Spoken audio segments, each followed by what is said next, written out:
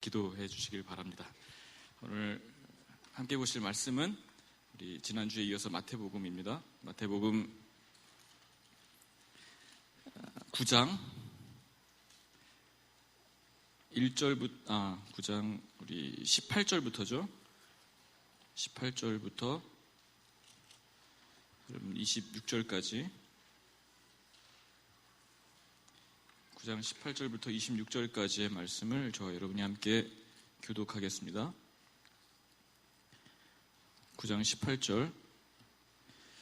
예수께서 이 말씀을 하실 때에 한 관리가 와서 절하며 이르되 내 딸이 방금 죽었사오니 오셔서 그 몸에 손을 얹어 주소서. 그러면 살아나겠나이다 하니,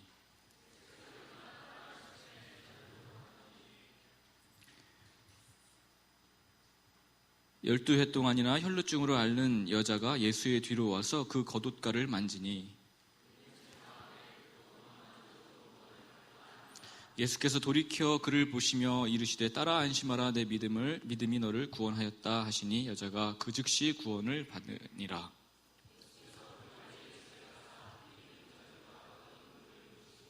이르시되 물러가라, 이 소녀가 죽은 것이 아니라 잔다 하시니 그들이 비웃더라.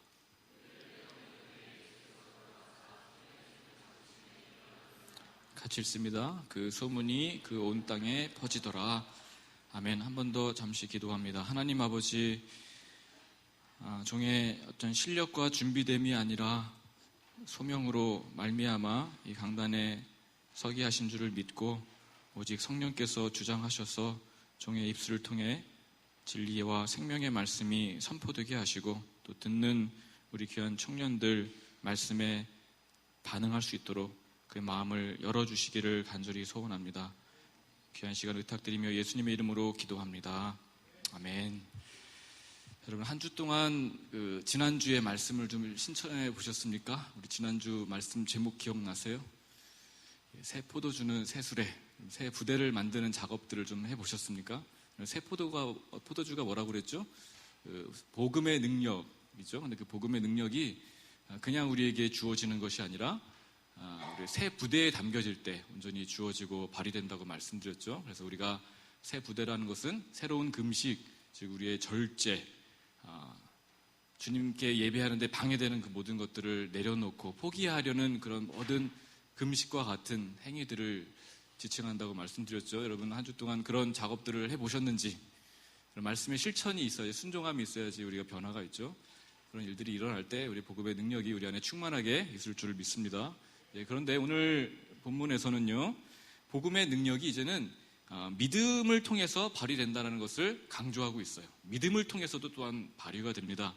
믿음은 우리가 너무 많이 들어왔던 이야기이기 때문에 사실 어느 정도는 이제 다 알죠. 그리고 식상할 수도 있는데 다시 한번 우리 오늘 본문을 통해서 구원에 이르는 믿음이 무엇인가, 또한 성도로서의 믿음이 얼마나 중요한 가치와 또한 능력을 발휘하는가를 다시 한번 좀 생각해 볼 수 있게 되기를 바랍니다.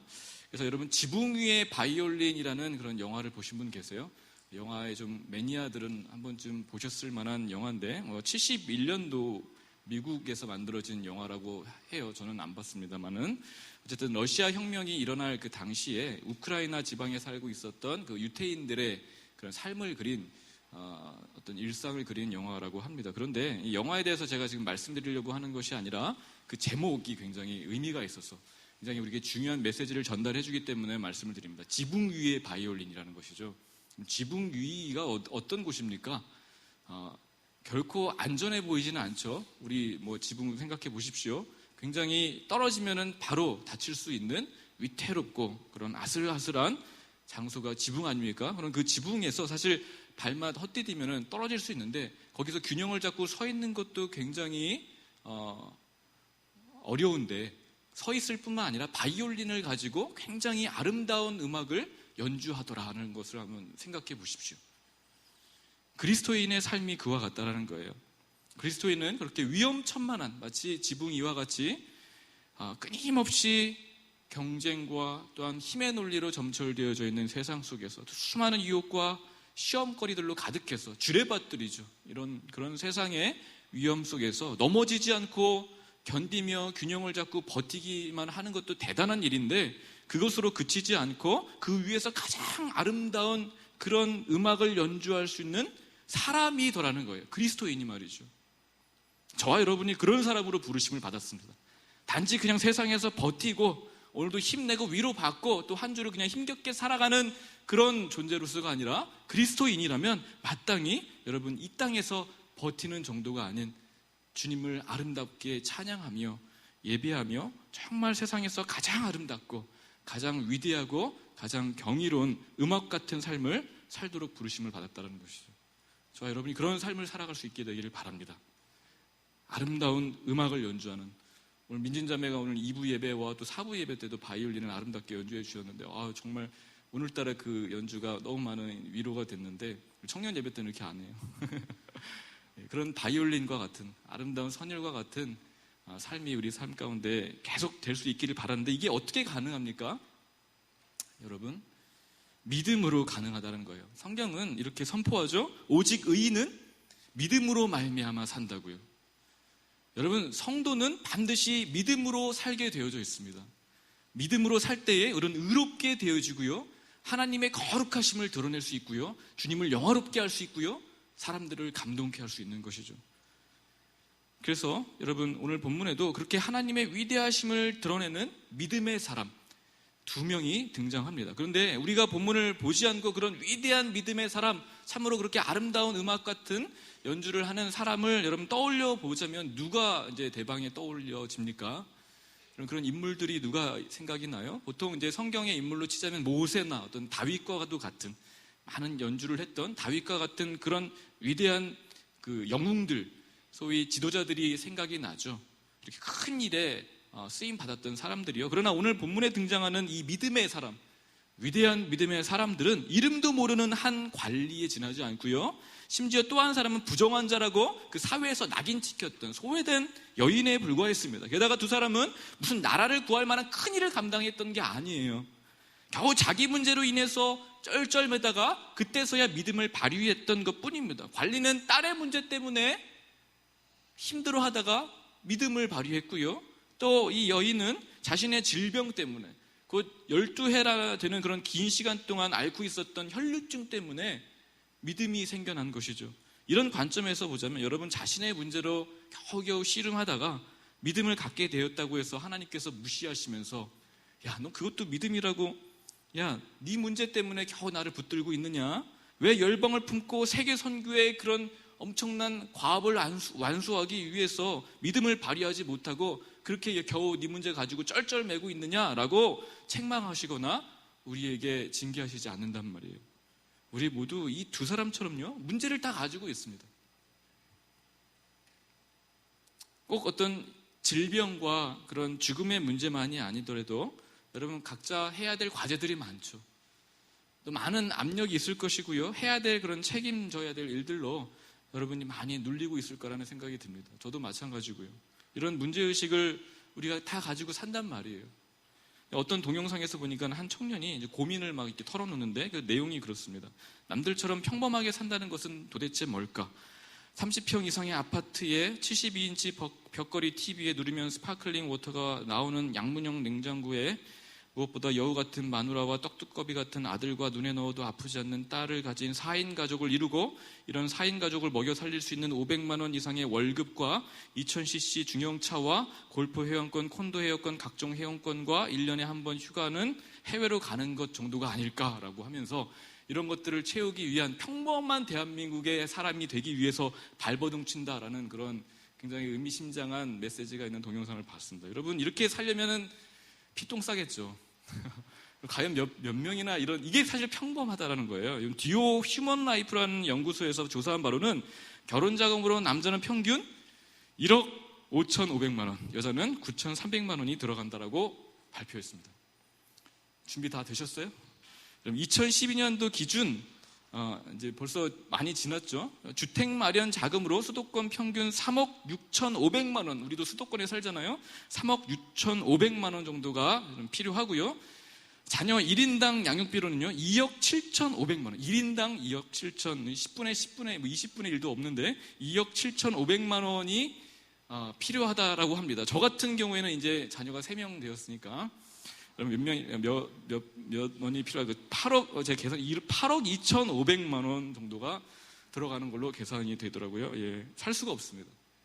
게다가 서울대 노화고령연구소에 따르면 은퇴 후 평균 생활비가 한 매달 200만 원 정도는 1인당 되어져야 하고요.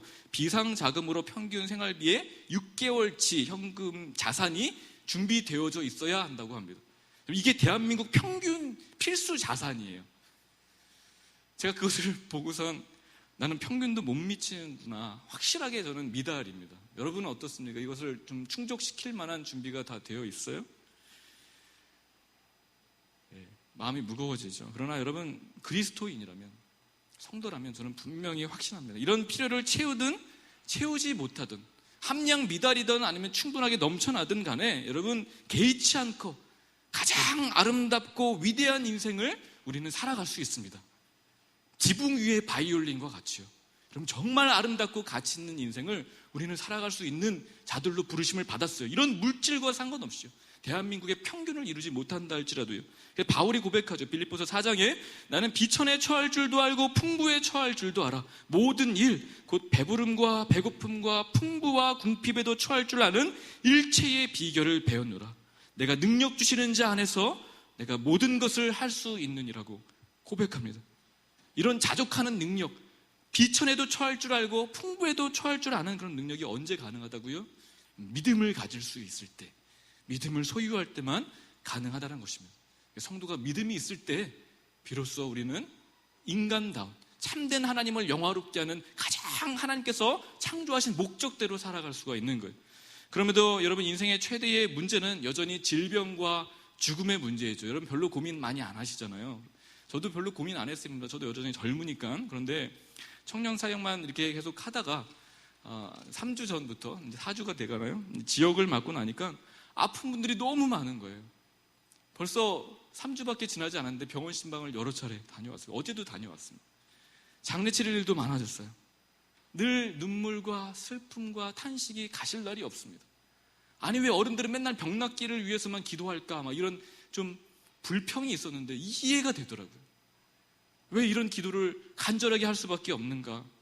가족 모두가 힘들어하더라고요. 이 문제 하나 때문에. 무엇보다 인생에서 죽음만큼 더 큰 고통이 있습니까? 여러분 이 문제를 해결할 사람이 있습니까? 아담 이래로 지금까지 인류가 극복하지 못한 인생 최대의 문제가 뭐예요? 죽음이잖아요. 누가 죽음 앞에서 초연할 수 있습니까? 담대할 수 있습니까? 자신만만할 수 있습니까? 빈부 귀천을 막론하고 인생은 언제나 죽음 앞에서 좌절하고 절망해 왔어요. 그래서 모든 것을 다 이룬 순간이라 할지라도 이제는 나는 다 해냈다, 성취했다 하는 그런 인생 정점에 있는 순간이라 할지라도 이런 불행을 느낄 수밖에 없는 이유는 뭡니까?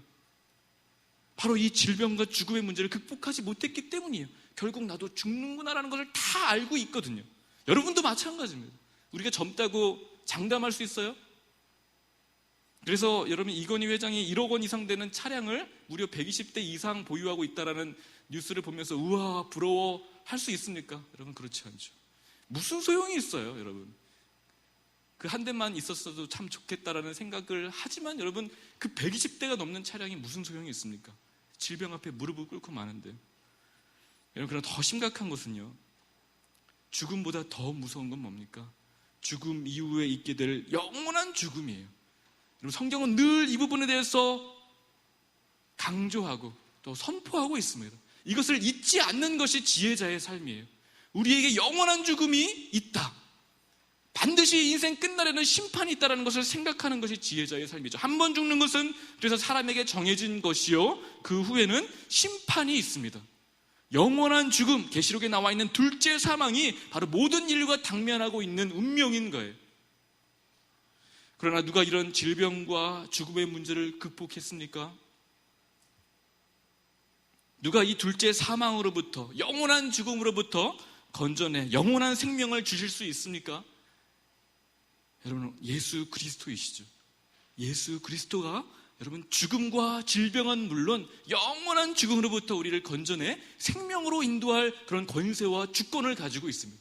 그분밖에 없어요. 그래서 요한복음 11장 25절에는 예수께서 이르시되 나는 부활이요 생명이니 나를 믿는 자는 죽어도 살겠고 무릇 살아서 나를 믿는 자는 영원히 죽지 아니하리니 이것을 내가 믿느냐라고 도전합니다.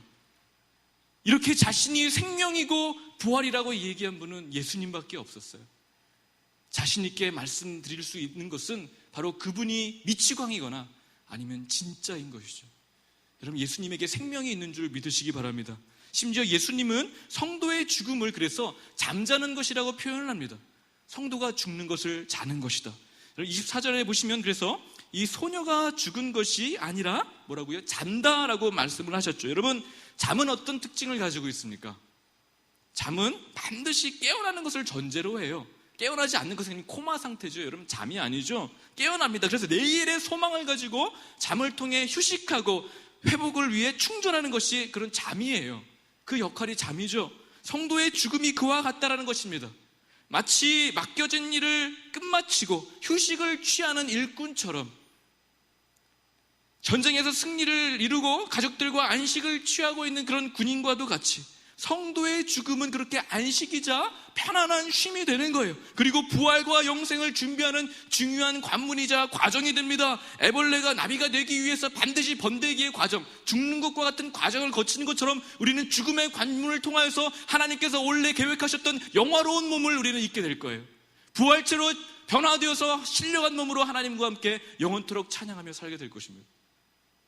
그것을 간절히 갈망하며 살아가는 것이 우리 성도의 삶인 것이죠.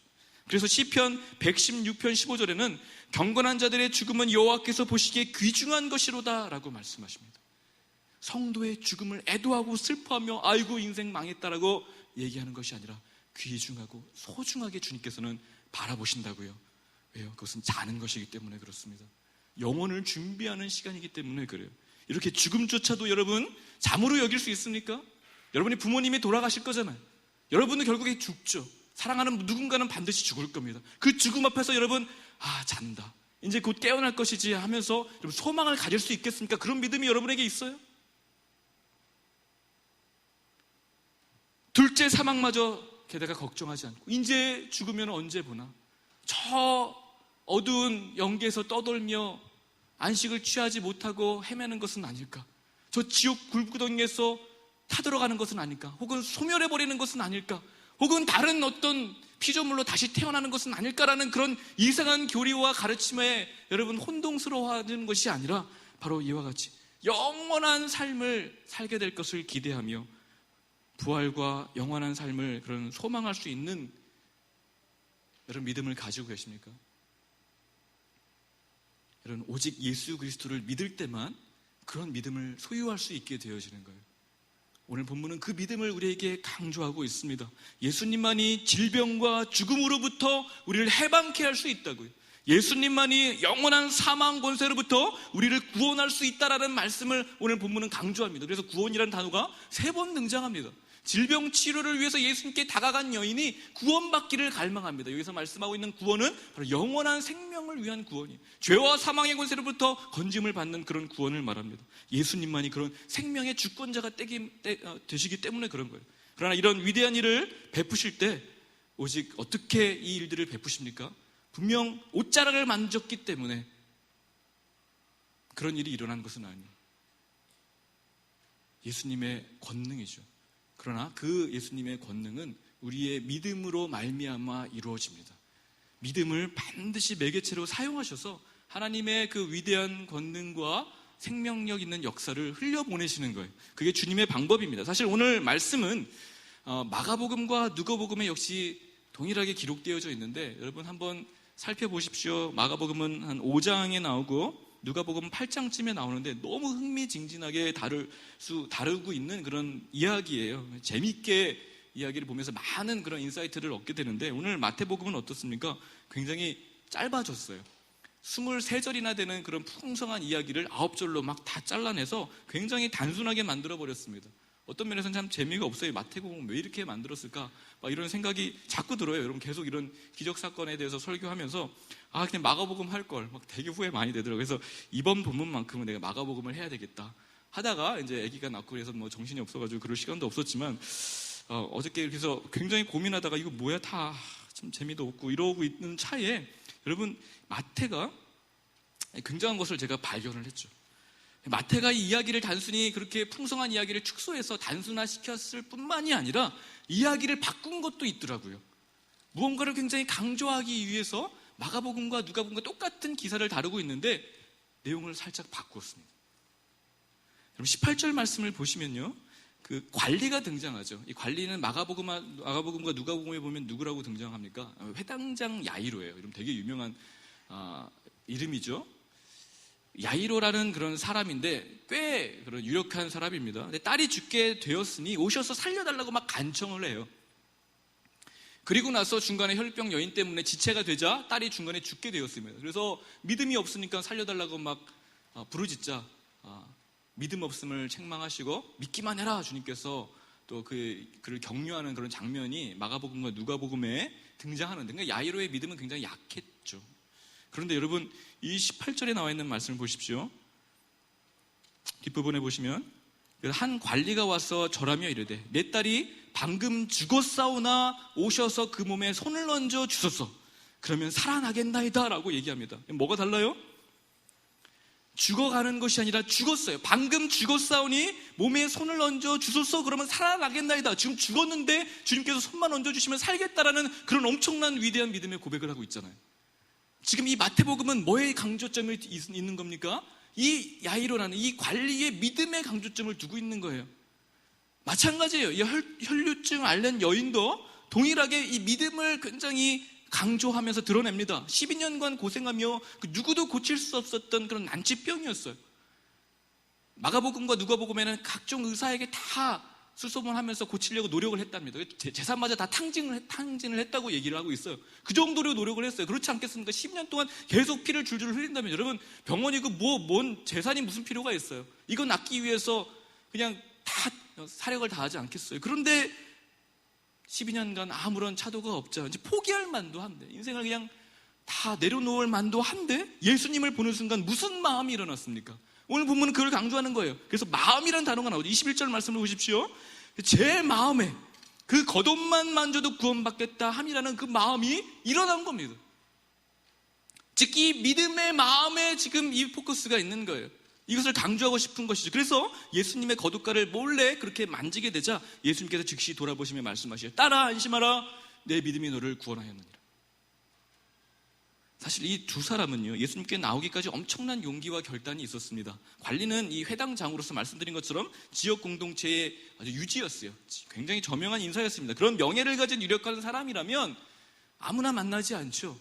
그런데 예수님을 만났습니다. 예수님이 어떤 분이었어요? 여러분 지난번에 살펴봤듯이 신성모독자라는 그런 소위 낙인이 찍혀있는 상태였습니다. 죄인들과 함께 먹고 마시기를 탐하는 그런 잘하는 별칭이 붙은 상황이었습니다. 그런 예수님께 찾아가서 뭘 했어요? 절했다라는 것은 경배했다라는 단어입니다. 경배했어요. 게다가 예수님께 자기 집으로 예수님을 초청하는, 병을 고쳐달라는 그런 초청을 한 행위는 유대사회에서 명예실추는 물론이거니와 추방당할 것까지 각오해야 되는 어떤 큰 결단이 있었던 행위였습니다. 그럼에도 예수님께 이 관리가 나아간 것은 예수님만이 바로 죽은 자도 살릴 수 있다는 믿음을 분명히 가졌기 때문이죠. 그렇죠. 고린도전서 15장 22절에 나온 말씀처럼 아담에게서 모든 사람이 죽은 것 같이 그리스도 안에서 모든 사람이 삶을 얻으리라는 믿음이 있었습니다. 생명이 그분께만 있다는 것을 분명히 알았어요. 아브라함도 이 믿음을 지녔기 때문에 이삭을 바치라는 그런 주님의 명령에 신속하게 순종할 수 있었던 겁니다. 어떻게 어떤 아비가 아들을 갖다가 바쳐요? 어떻게 칼로 그 목을 땁니까? 말도 안 되는 일이 지금 성경에 벌어지고 있는데 그 명령에 순종할 수 있었던 것은 바로 생명이 주님께 있다는 것을 알았기 때문에, 그 믿음으로 아브라함이 의롭게 되었던 것처럼 바로 그 믿음을 동일하게 이 관리가 가지고 있었던 것이죠. 또 레위기서 15장에 보면 율법은 부정한 자에 대해서 여러 각도로 이제 정죄하는데, 혈루증 같이 지속적으로 여인이 하혈하는 그런 부인병도 부정한 병으로 간주하여서 반드시 공동체로부터 격리시키게 했습니다. 나을 때까지는 들어오지 못해요. 그래서 이 여자가 어떤 사람이나 심지어 그 옷이라도 접촉하게 되어지면은 그 사람도 역시 부정한 자로 간주되는 그런 의식법이 있었습니다. 그래서 누구라도 그 여자에게 접근을 할 수가 없고요. 그 여인도 감히 사회 속으로 들어갈 수가 없는 상황이었죠. 그런데 이 여인이 지금 어디에 있습니까? 그 수많은 예수님을 따라가는 군중 속에 묻혀 있었던 거예요. 지금 엄청난 그 자체가 모험이었죠. 게다가 예수님께 나아가 그 옷가지를 만지는 행위는요, 그야말로 목숨을 건 행동이었단 말입니다. 걸렸으면 돌에 맞아 죽을 수도 있는 행동이었던 거예요. 그래서 여인은 예수님께 직접 요청하지도 못하고 뒤에 몰래 들어가서 옷자락만 만졌던 그런 모습을 우리가 성경을 통해서 발견하는데, 그럼에도 이 일을 할 수 있었던 것은 뭡니까? 예수님께 대한 분명한 믿음이 있었기 때문에 그렇습니다. 즉, 이 관리와 여인이 보여줬던 믿음은 어떤 믿음입니까, 여러분?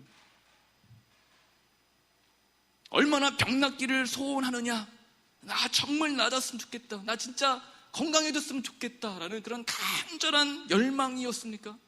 얼마나 딸이 살아나기를 원하느냐, 얼마나 딸을 사랑하느냐에 대한 그런 의지와 신념으로 말미암는 고침이었습니까?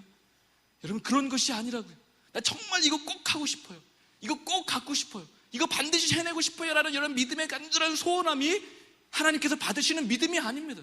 여러분, 그런 믿음을 여기서 강조하고 있는 것이 아니라 예수님만이 모든 질병과 죽음까지도 살릴 수 있는 분, 영원한 죽음으로부터 건져낼 수 있는 구원자라는 확신을 가졌기 때문에 그 믿음이 하나님께 받아들여져 그 영혼을 구원할 수 있었던 것이죠. 즉, 내가 어떤 사람인가, 내가 어떤 실력을 갖추고 있는가, 내가 이만큼 신앙생활을 했으니까 이제는 어느 정도의 믿음 수준을 가지고 있는가, 내 레벨은 어느 정도인가에 집중되는 나로부터 만들어진 믿음을 얘기하는 것이 아니라, 여러분, 다 내 믿음은 어떤가 점검하겠죠. 여러분의 어떤 노력으로 만들어진 그런 믿음의 열매에 대해서 얘기하는 것이 아닙니다.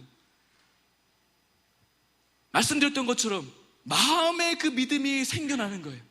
즉, 하나님이 얼마나 전능하신 분이며 죄와 사망 권세를 이길 수 있는 그런 왕이신지를 우리가 그 분을 실체를 목격함으로 말미암아 우리 마음에 생겨나는 반응으로서의 믿음인 것이죠. 자신에 의해서 만들어진 것이 아니라 하나님에 대한 지식으로 비롯한 믿음입니다. 여러분, 이해하시겠습니까? 짜낸 믿음이 아니라고요. 자각되어지는 믿음입니다. 성령으로 말미암아요. 여러분에게 이런 믿음이 있습니까? 예수님이 전능하신 하나님이시며 죄와 사망 권세를 이기실 수 있는 왕이심을 믿는 그런 믿음 말이에요. 이런 믿음이 있을 때 실제 예수님의 그 능력을 체험할 수 있고 죄와 사망 권세로부터 해방되는 그런 참된 구원을 우리가 경험하게 될 것입니다. 그런 믿음을 여러분 반드시 소유하셔야 돼요. 동시에 이 두 사람에게는 전가를 통해 구원받을 수 있다는 믿음도 있었습니다. 전가를 통해서 구원받는구나라는 믿음을 가지고 있었어요. 그래서 관리가 예수님께 부탁한 것이 뭡니까? 이런 말씀을 보십시오. 18절에 보시면 어떤 것을 예수님께 부탁하죠? 그래서 그 몸에 손을 얹어 주소서라고 부탁을 하고 있죠.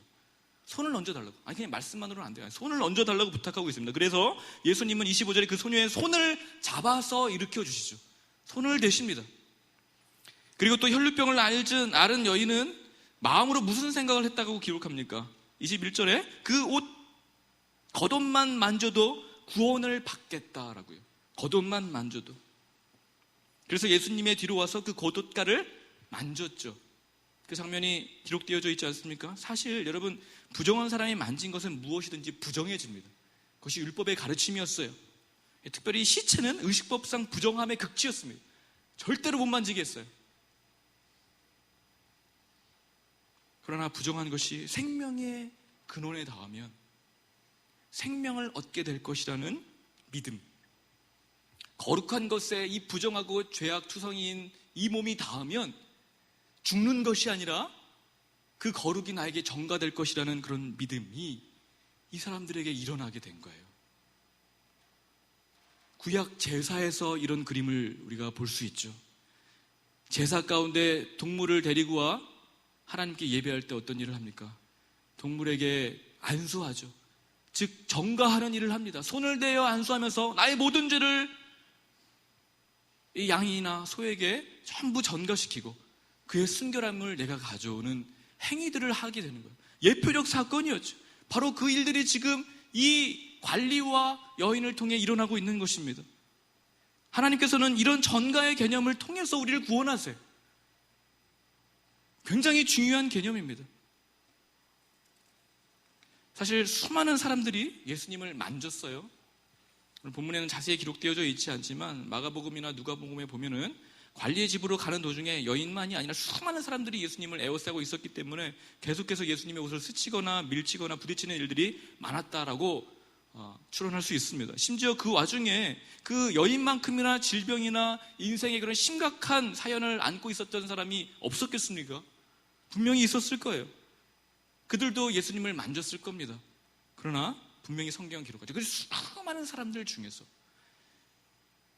자기 딸을 고쳐달라고 요청했던 관리와 또한 그 수많은 사람 중에서 많은 사람들이 그 옷가를 만졌음에도 불구하고 그 한 여인만 고침을 받고 구원을 얻었다라고 기록합니다.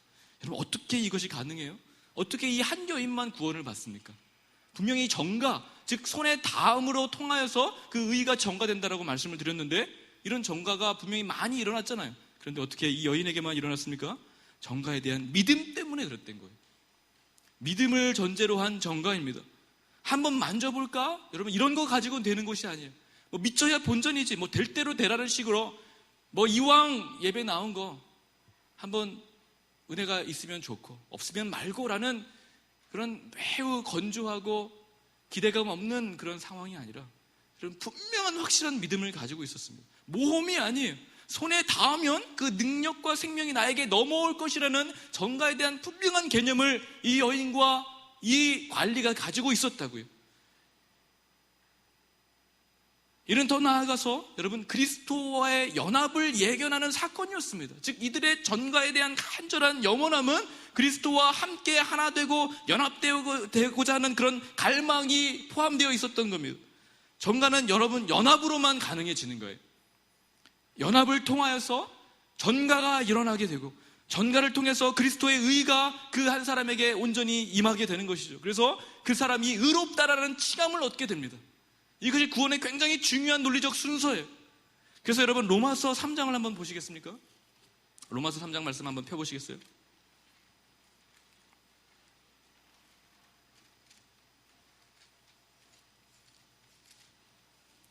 로마서 3장 21절 말씀을 보시면 이제는 율법 외에 하나님의 한 의가 나타났으니 율법과 선지자들에게 증거를 받은 것이라. 22절에 곧 예수 그리스도를 믿음으로 말미암아 모든 믿는 자에게 미치는 하나님의 의니 차별이 없느니라. 모든 사람이 죄를 범하였으며 하나님의 영광에 이르지 못하더니 그리스도 예수 안에 있는 속량으로 말미암아 하나님의 은혜로 값없이 의롭다 하심을 얻는 자 되었느니라. 이 예수를 하나님이 그의 피로써 믿음으로 말미암는 화목 제물로 세우셨으니 이는 하나님께서 길이 참으시는 중에 전에 지은 죄를 간구하심으로 자기의 의로우심을 나타내려 하심이라. 곧 이때에 자기의 의로우심을 나타내사 자기도 의로우시며 또한 예수 믿는 자를 의롭다 하려 하심이라. 그런즉 자랑할 때가 어디 있느냐? 있을 수 없느니라. 무슨 법으로냐? 행위로냐? 아니라 오직 믿음의 법으로니라. 그러므로 사람이 의롭다 하심을 얻는 것은 율법의 행위에 있지 않고 믿음으로 되는 줄 우리가 인정하노라. 이 믿음으로 말미암는 전가에 의해서 의롭게 되어지는 역사가 일어납니다. 로마서 6장에서도 여러분 한번 보십시오. 로마서 6장 5절도 한번 잠시 살펴보시면요, 이런 말씀이 있죠. 만일 우리가 그의 죽으심과 같은 모양으로 연합한 자가 되었으면, 죽으심에 연합한 자가 되었으면 또한 그의 부활하심과 같은 모양으로 연합한 자도 되리라. 그리스도와 함께 죽으심에 연합되어져서 믿음으로 연합되어져서 그의 부활하심도 같은 모양으로 우리가 연합되어져 그 부활에 참여하는 영광을 누리게 된다라는 말씀입니다. 로마서 8장 11절 말씀도 한번 찾아보십시오. 여러분 이런 말씀이 수도 없이 많지만 여러분 몇 구절만 찾아보는 겁니다. 8장 11절 말씀도 예수를 죽은 자 가운데서 살리신 이의 영이 너희 안에 거하시면, 즉 우리 안에 거하여서 연합되어지면 그의 그리스도 예수를 죽은 자 가운데서 살리신 이가 너희 안에 거하시는 그의 영으로 말미암아 너희 죽을 몸도 살리시리라는 이런 원리를 통해서 우리를 의롭다 칭해 주시고 구원케 하시는 거예요. 성령이 우리 안에 거하심으로 말미암아 내주하심으로 그리스도와 연합되는 것입니다. 그렇게 연합되어질 때 하나님의 그리스도의 그 이루신 의가 우리에게 다 전가되어져서 하나님 보시기에 우리는 의롭다라는 칭함을 얻게 되어지는 것이고 구원을 받게 되는 것이죠. 지금 그런 구원이 이 짧은 문장 속에 내포되어져 있는 것이죠. 이 관리와 여인이 받은 구원이 바로 그런 영광스러운 구원이었던 거예요.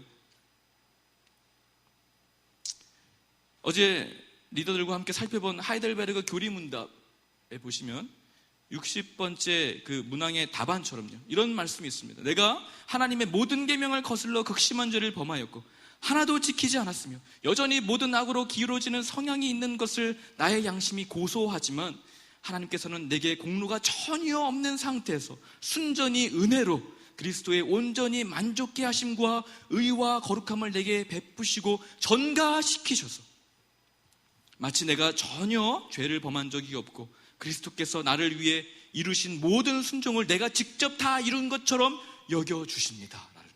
이런 엄청나게 위대한 일이 우리에게 일어납니다. 여러분 이해하시겠습니까? 전가를 통해서 주님의 모든 이루신 거룩과 사랑과 의와 하나님께서 요구하셨던 완전한 순종이 다 우리의 것이 되어지는 일이 일어납니다. 이것이 구원이에요. 이 사실을 여러분 믿음으로 구원에 이른다고요. 이 관리와 여인이 참 보잘것없는 자들이었지만 사회에서 낙인 찍힌 소외된 자에 불과했지만 관리는 분명히 자신의 그런 명예를 실추할 것을 각오했지만 여러분 그렇게 믿음으로 주님께 나아갈 수 있었던 것은 바로 이런 전가에 대한 분명한 확신이 있었기 때문에 그렇습니다. 이것이 위대한 믿음이고 이 믿음을 통해서 하나님께서 이 영혼들을 구원하시며 참으로 인생다운 아름다운 삶을 살아갈 수 있는 것이죠. 여러분 이런 믿음이 있다면 관리와 여인이 보여주었던 것처럼 용기를 가지고 때로는 목숨을 다해서 그리스도께 여러분 나아갈 것입니다. 절대로 주저하지 않아요. 그렇게 미기적거리지 않습니다. 자신의 명예가 실추되더라도 누군가로부터 그렇게 비웃음과 모욕을 당한다 할지라도 심지어 생명마저 잃는다 할지라도 개의치 아니하고 여러분 생명의 주관자이신 주님께 엎드려서 경배하고 나를 만져주시기를 간절히 소원할 거예요. 더 나아가서 아니 내가 그 주님을 만지기를 그 옷자락만이라도 내가 만지고 그 은혜를 전가받기를 간절히 소원하는 마음으로 조금이라도 그 은혜를 맛보기 위해서 그분과 연합되어지기 위해서 우리는 마음을 다해서 예배하고 매 순간마다 주님과 동행하기 위해서 힘쓸 거란 말입니다. 그래서 그분을 더 이상 주님이 아니라 이제 나의 주님으로 부르는 것이죠. 개인적이고 인격적인 만남이에요. 그래서 이 사람들은 자기 혼자서 착각하고 끝난 것이 아니라 주님께서 만나 주셔서 따라 안심하라 내 믿음이 너를 구원하였다. 소자야 일어나라 손을 잡고 만져주시는 그런 개인적이고 인격적인 만남과 관계가 이루어지는 것입니다. 여러분 이것에 대한 갈망이 있습니까? 소망이 있습니까? 이런 구원을 얻는 참된 믿음을 저와 여러분이 소유하게 되시기를 그리고 그 믿음을 가지고 계속해서 주님께 나아가는 저와 여러분 되시기를 간절히 주의 이름으로 축원합니다. 기도하겠습니다. 하나님 아버지 우리의 믿음은 어떤 상황에 있습니까? 어떤 수준에 있습니까? 하나님 억지로 짜내는 믿음은 아닙니까? 의지와 어떤 신념의 믿음은 아닙니까? 주님 이 관리와 어떤 면에서는 하찮은 이 여인이 가졌던 믿음과 같은 그 믿음을 우리도 소유할 수 있게 되기를 원합니다. 그 믿음으로 말미암아 의가 전가되어서 구원을 이뤘던 것처럼 하나님 우리도 그 믿음으로 말미암아 한 사람도 예외 없이 참된 구원을 이루고 주님께 더 가까이 나가는 복된 은총이 있도록 역사하여 주시옵소서. 그 우리의 죽음으로부터 구원케 하시는 생명과 우리를 살리시고 부활케 하시는 능력이 주님께 있음을 분명히 확신하며 이 믿음으로 살아가는 우리 청년 공동체 모두가 될 수 있도록 붙들어 주시길 간절히 소원하며 귀하신 주 예수님의 이름으로 기도하옵나이다. 아멘.